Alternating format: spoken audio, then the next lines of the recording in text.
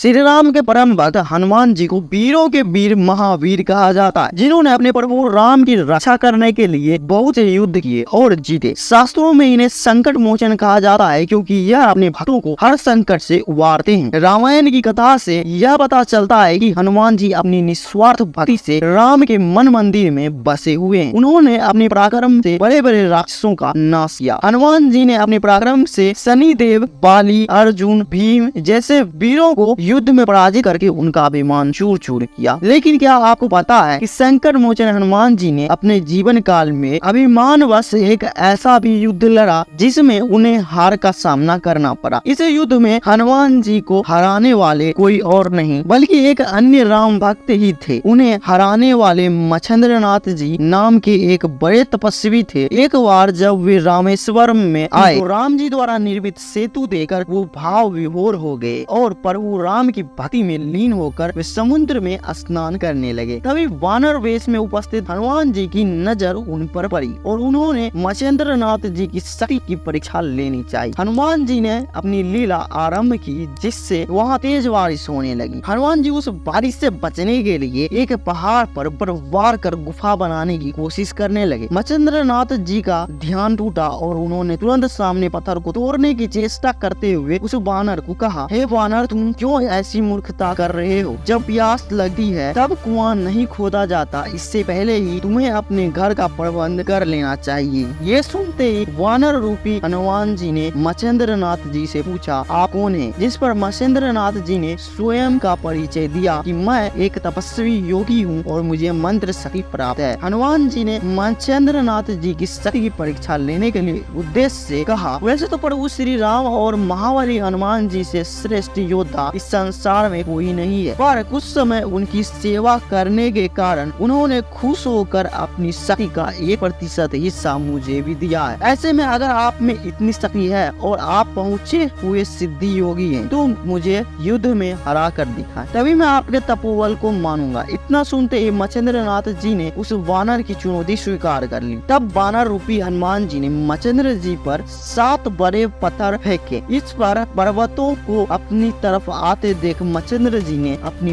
मंत्र शक्ति का प्रयोग किया और उन सभी 7 पत्थरों को हवा में ही स्थित कर उन्हें उनके मूल स्थान पर वापस भेज दिया। इतना देखते ही महाबली को क्रोध आया। उन्होंने मच्छिंद्रनाथ जी पर फेंकने के लिए एक बड़ा पत्थर उठा लिया, जिसे देखकर मच्छिंद्रनाथ जी समुद्र के पानी की कुछ बूंदों को अपने हाथ में लेकर उसे वात आकर्षक मंत्र से सिद्ध कर हनुमान जी की ओर फेंक दिए। पानी की बूंद का स्पर्श होते ही हनुमान जी का शरीर स्थिर हो गया और वे हलचल करने में भी असमर्थ हो गए। मंत्र शक्ति से कुछ क्षणों के लिए हनुमान जी की शक्ति छीन हो गई और वे उस पर्वत के नीचे दबकर तड़पने लगे। हनुमान जी का कष्ट देखकर उनके पिता वायुदेव प्रकट हुए और उन्होंने मच्छिंद्रनाथ जी से हनुमान जी को क्षमा करने की प्रार्थना की। वायुदेव की प्रार्थना सुन मच्छिंद्रनाथ जी ने हनुमान जी को मुक्त कर दिया और हनुमान जी अपने वास्तविक रूप में आ गए। फिर उन्होंने मच्छिंद्रनाथ जी से कहा, हे मच्छिंद्रनाथ जी, आप तो स्वयं नारायण के अवतार, ये मैं जानता था, फिर भी मैं आपकी शक्ति की परीक्षा लेने की